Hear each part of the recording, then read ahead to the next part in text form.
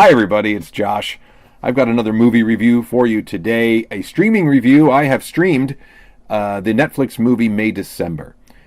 This is not exactly a zeitgeisty movie. I'm a little bit late catching up with it, especially now that the Oscar nominations have left this movie largely overlooked. I still wanted to catch up with it. I found the premise fascinating, and I love the lead performers who are in this movie, and so I watched May December. Another major draw of this movie is that it was directed by Todd Haynes, a great, fascinating American filmmaker who's made movies like Carol and Far From Heaven, and an underrated movie I quite enjoyed with Mark Ruffalo called Dark Waters. Not to be confused with Dark Water, a thriller with Ben Affleck that came out soon. I think so. Am I getting this all wrong? Who knows? Todd Haynes is an interesting filmmaker with a great catalog who's making a movie for Netflix, and I feel like Netflix is always the winner in those scenarios when David Fincher or somebody makes a movie for them. I think the risk is that the movie's going to get lost and missed by people who don't happen to have Netflix. But these movies now, there's a reason to get Netflix is not just the convenience of streaming. It's also you might catch something by a top tier director. And Haynes is a very interesting filmmaker. He makes very melodramatic movies that are kind of in that classic Douglas Sirk kind of a vein. Far From Heaven is a direct, kind of riff on that type of a vibe. This is also what made him a fascinating choice for this movie, because May December it's not about a May-December romance, as the title might indicate.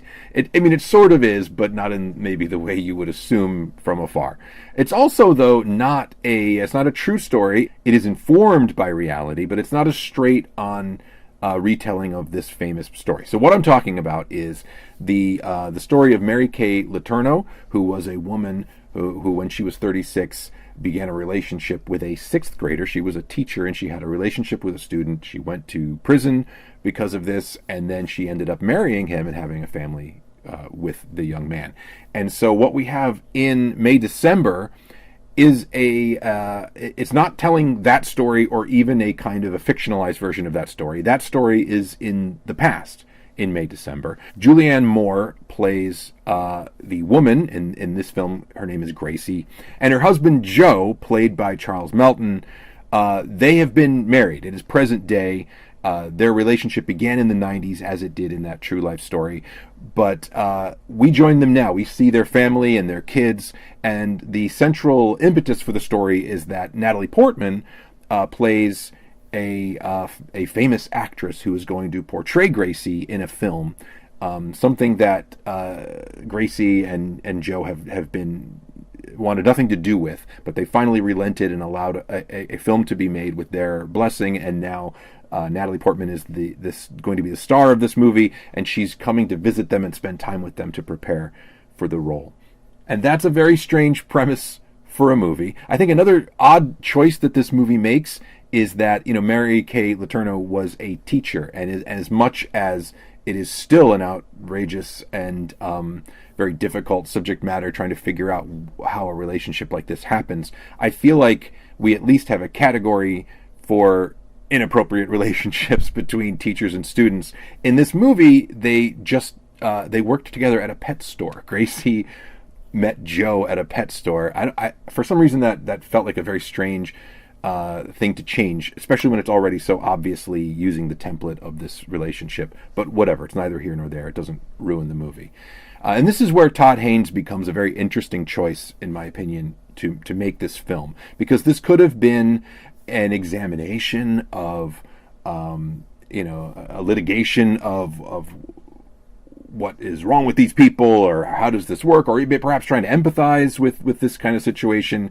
And instead, we just get a lot of melodrama. All of the pain and all of the outrageousness and all of the media fervor is a thing of the past in this story, and it's simply about the strange dynamic of Natalie Portman's character, learning, getting to know these characters and walk in Gracie's shoes and hang out with Joe and meet their children and meet the people in town. There is a running bit in the movie where people are always saying to Natalie Portman's character, who's going to act in this movie about Gracie and Joe, just make sure that you're fair, and just make sure that the movie has something to say. And she's always assuring people this movie has something to say.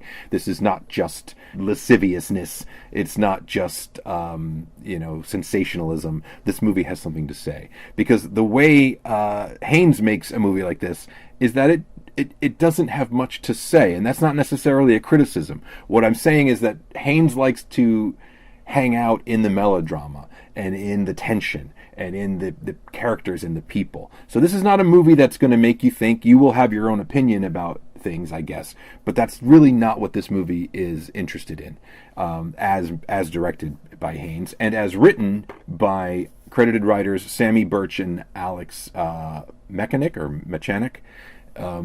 This movie is about characters, and it's about the way we tell stories versus the way real people are.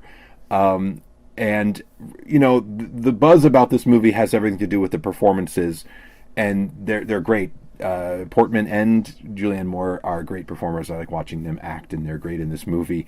But I kind of just, for me, I enjoy what I enjoy about this movie. It didn't blow me away. I didn't love this movie necessarily. I'm glad I saw it. I'm glad it exists because it's weird.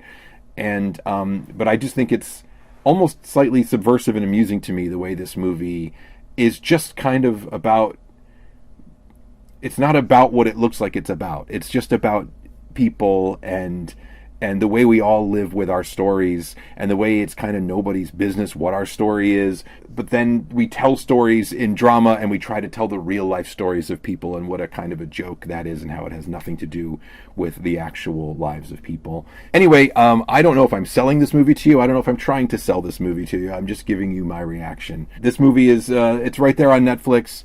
If you like good acting, if you like melodrama, if this sounds at all tantalizing to you, check it out. It's weird. I don't think I would have enjoyed this as much if it had something it was really trying to say. I think I like the Todd Haynes approach. I think he was the right filmmaker for this. And so that's my tepid recommendation of May December. I have some more reviews coming very soon. I still owe you that video about movies, why I love movies. I want to make sure that I get that right and say everything I want to say.